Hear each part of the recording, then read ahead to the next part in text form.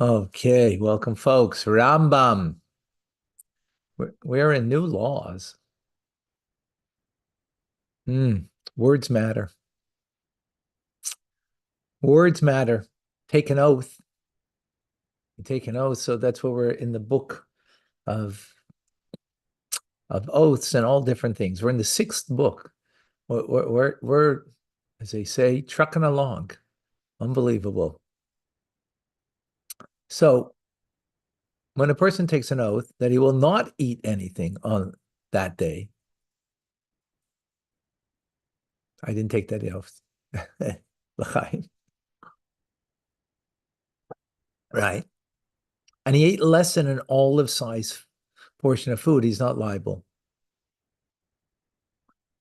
As we've learned, everything has, time and space. Everything is limited by time and space. Actually, something we learned in Tanya, right? Chapter 7, we learned about that. The Malchus, right? Time and space, creation. So,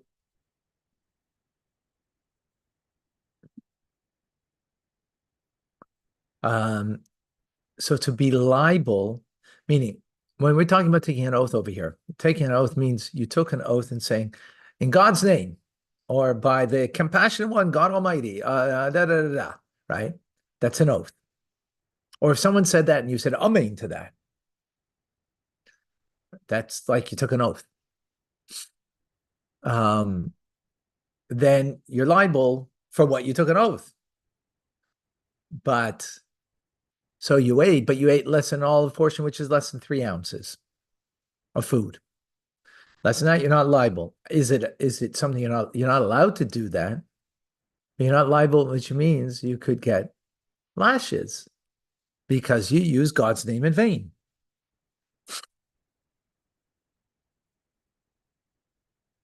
Or you'd have to bring an offering if you did it inadvertently, right? As opposed to willfully. So for eating does not involve quantity less than all size portion. If he partook of less than the minimum size of a nevela, a treifa, or the like.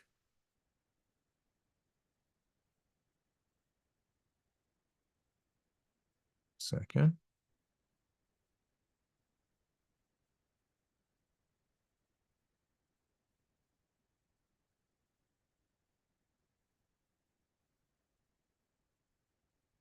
Right. So the slightest amount you're not allowed to, but you're not liable for a consequence. Remember that liable means consequence. Doesn't mean, if you're not liable, then it's permissible. No, it just means there's no consequence.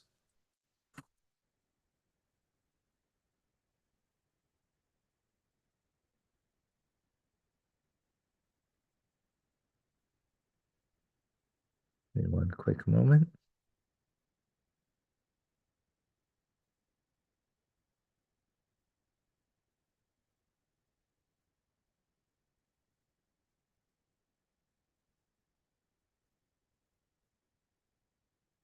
Okay.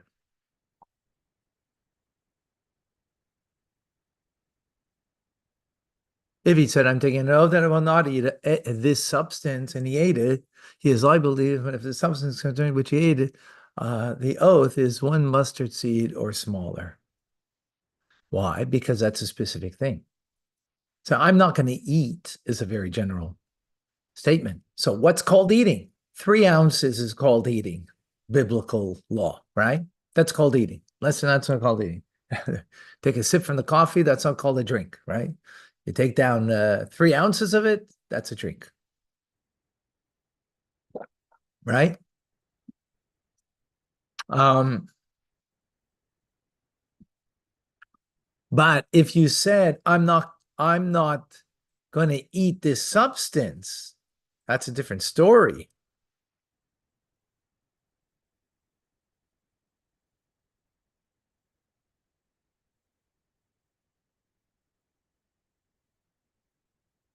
That's a different story, right? Why? Because you're saying this thing. Well, that thing, even as just a mustard seed, is something that you made the oath on. So therefore, for that, you would be liable. If he took an oath that he would not taste anything and he partook of even the smallest amount, he's liable. Same idea, right?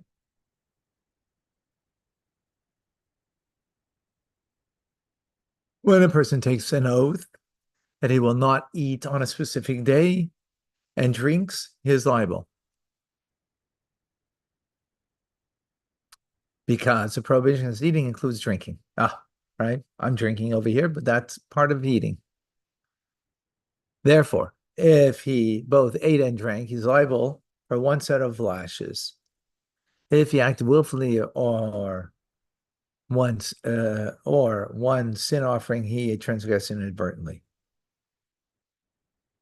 Right. So if you did it willfully, you get lashes. One set though, because eating and drinking are mutually inclusive of each other, and therefore it's just one transgression. And likewise, if it was if it was willfully, so you would get lashes. Inadvertently, then you bring an offering, a sin offering. When a person took an oath not to drink on a given day, he's permitted to eat because the prohibition against drinking does not include eating. Wow, that's interesting. I took an oath. Someone took an oath, right? Not to drink. So eating includes drinking. Oh, I would not have thought of it that way. One second.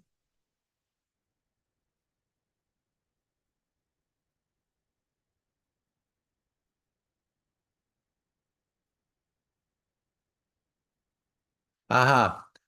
We get it from the verse. That's why. Torah tells us that. What the rationale, I don't know if, but the verse is telling us that when it's speaking about tithes, that you got to tithe your grain, that you shall eat before God. And tithing your grain includes grain and wine. Well, wine is a drink. And it says, but it's the term that's used, eat it before God.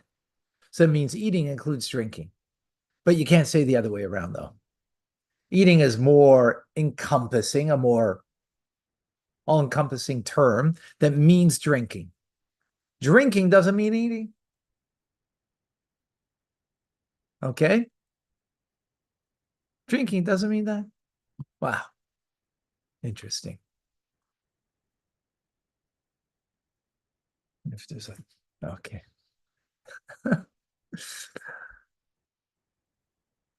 I wish I could just get the answers right away from my questions, but what's the idea behind that? I mean, I get the concept that eating is more encompassing, right, than drinking. What's the message? Okay.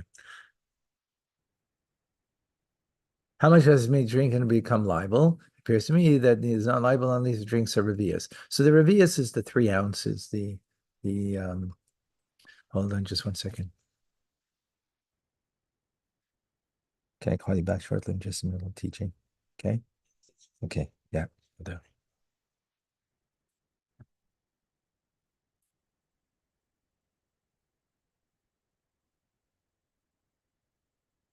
Um, so revius is the 3 ounces. The kezias is the olive size. It's more volume, and it's like a slice of bread. Okay. As in the case with other prohibitions, all right? Those are the general idea. When I'm speaking about volume, it's the volume of a piece of bread. When speaking about volume of non-liquid and liquid, it's 3 ounces. Okay. When a person takes an oath that he will not eat on a particular day, and he partook of many types of food, or he takes an oath that he will not eat on a particular day, and he partakes of many types of beverages, he's only liable once. Why? Because he didn't specify. He just said, I'm not going to eat. So the fact that he ate steak and potatoes and he ate fish and he ate broccoli and so on doesn't matter because he just made a general statement of not eating, right? Or drinking. Even if he said, I am taking an oath that today I will not eat meat, bread, or beans, and he eats all of these types of food, he's liable only once. all of these foods can be joined together to reach the measure of the olive size portion. So if he only ate less than the olive size, right, then they all are joined together.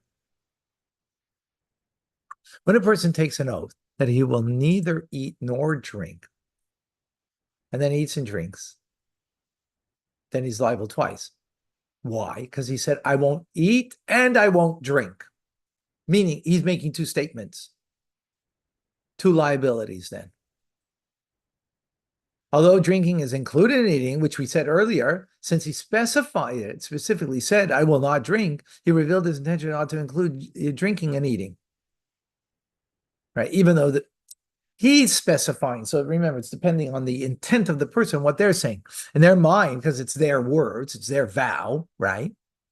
So their vow, they mean to separate it one from the other, even though Torah looks at it as one, but that's irrelevant to the person because it's the person's vow, not Torah's vow. Thus, if he took an oath on this independently, and this independently, therefore he's liable twice. So it says if, he took two different oaths.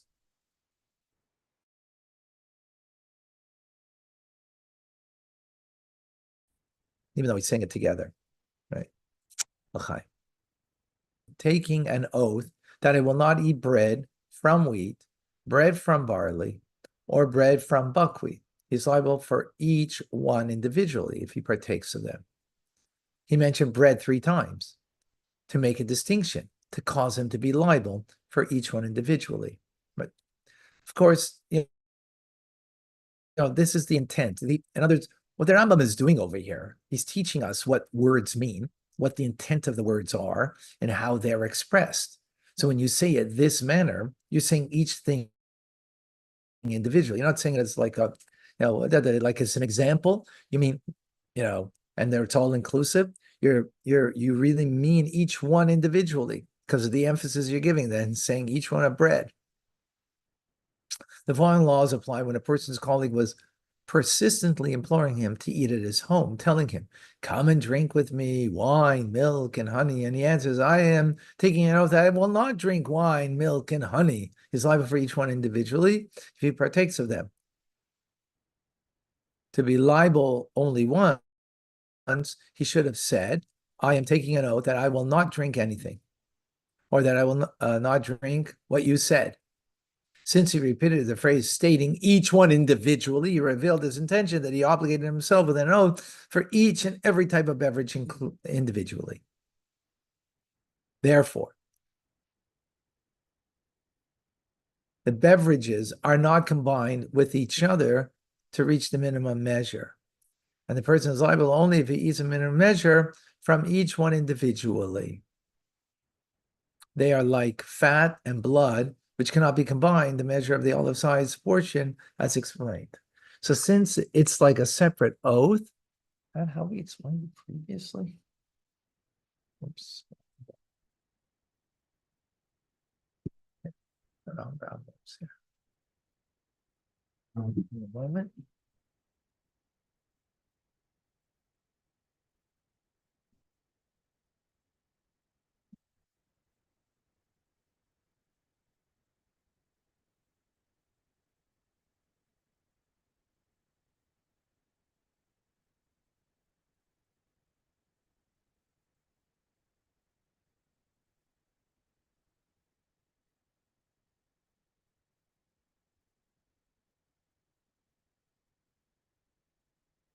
Sorry.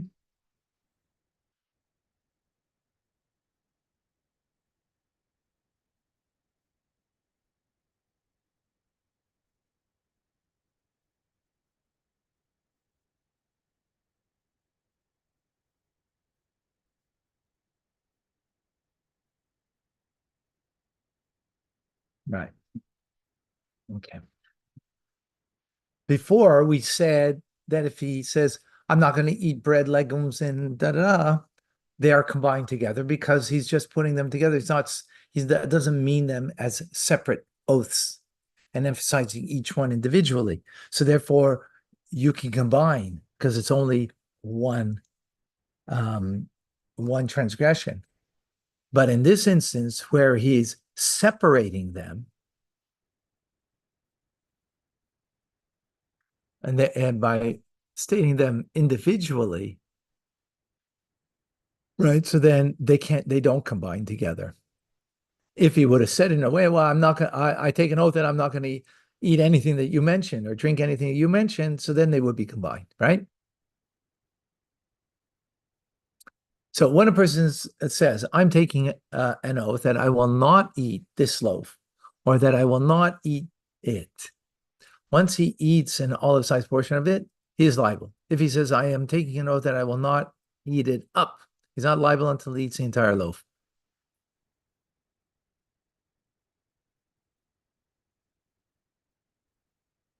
Right? Because that's what he's saying. The oath is, again, your words are based on what you're saying. The Rambam is just being very precise and giving us an understanding of what words, what they are, their implications are in the way we say words. Right? If he says, I'm taking an oath that I will not eat this loaf, I'm taking an oath that I will not eat it up, should he eat it, he's liable only once. Because once eating an olive-sized portion of loaf, he's forbidden by a loaf is forbidden by an oath. The second oath concerning the same loaf cannot take effect.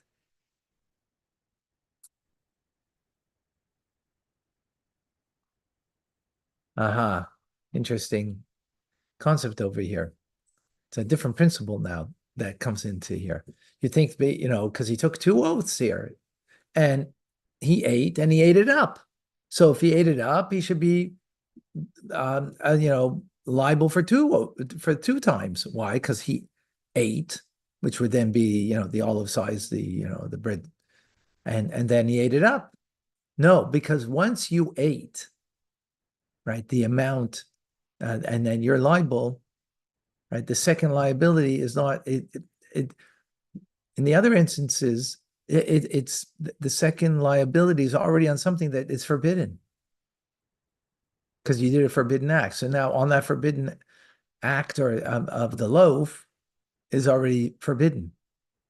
So it doesn't take place. It doesn't enact itself, the second oath. Similarly, if one said, I am taking an oath that I will not eat today, and then he took an oath concerning a loaf that he would not eat it up, even though he eats the entire loaf that day, he's not liable, he's only liable once. The same idea.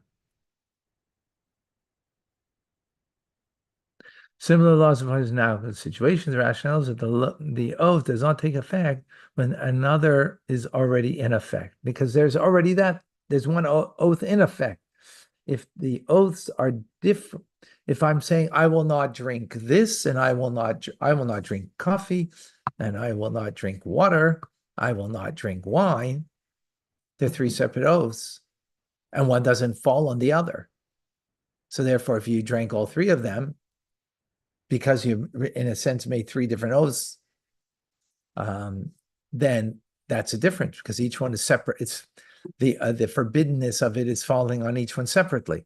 But here it's on the same loaf of bread that it's falling because you said, I'm not going to eat.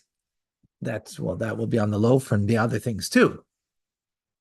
If, however, he took an oath that he would not eat up a loaf, and afterwards he took an oath that he would not eat anything, or that he would not eat this loaf, he's liable twice. The rationale is that at the time that he took the oath that he would not eat it up, he would not be liable unless he ate the entire loaf. Wow. Because the first oath is I'm not going to eat it all up, right? I'm not going to have the whole thing. When are you liable? Only when you had the whole thing. But the second oath is I won't eat. Well, when is eating? Only when you had the 3 ounces or the slice, not the whole thing, right? So meaning they don't fall, they don't. So the second oath will come into being forbidden is only on eating the 3 ounces, or the drinking 3 ounces, or eating the slice of bread, right? But then there's the rest of the bread that it's not forbidden, not based on the second oath, right? That I won't eat anything. So it means there's the rest of bread that it can be on it a prohibition. So therefore, eating the whole thing, they're still of the rest of the oath, the rest of the loaf that the oath falls on, and therefore he would be liable twice. I hope you got that. I don't know if I explained that well enough, but that's when he took the second.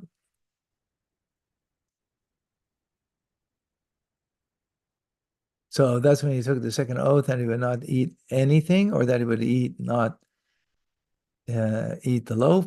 He's liable for the latter oath when he eats the olive-sized portion, and when he eats the entire loaf, he's liable for the first oath. Psh, amazing. Okay, I would love to continue, but Thank you.